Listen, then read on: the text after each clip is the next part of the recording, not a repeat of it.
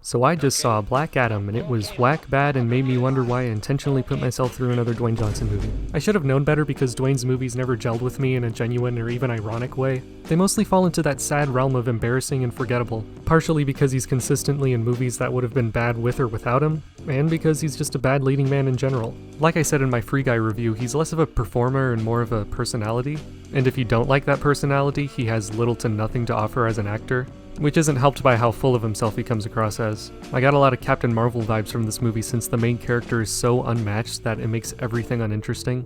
Even in scenes where they established his supposed weaknesses, I pretty much instantly forgot about them as soon as the fights happened. It's the same problem I have with all of his movies. And I don't know if he's fully to blame or if it's the Hollywood industry prioritizing the maintenance of his image, but either way, that's just not how you make an engaging movie.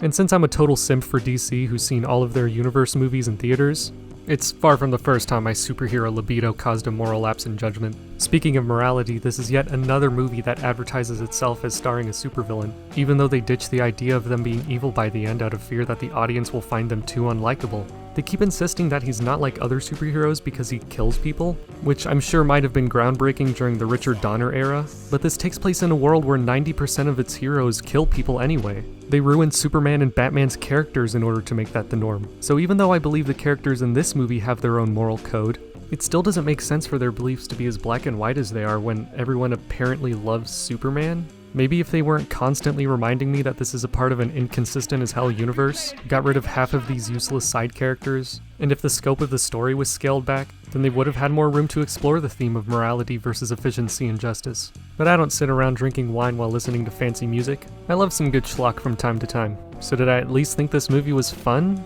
I would say for about the first third, yes, but as it went on, it just got more and more nauseating. I felt like an old man watching this, and while I get why some people would say this is on the same level as some of my other favorite guilty pleasures, there were too many problems with its presentation that kept me from enjoying it no matter how much I wanted to. Say what you will about Aquaman, but that movie had some genuinely impressive cinematography and action scenes, much better art direction and creative world building, and arguably most importantly, the editing was not a total mess. There were so many scenes in this movie that felt the need to show every character's reaction every second, and moments where something supposedly important was happening, but had so many cuts during the sequence that I could never really absorb what was going on.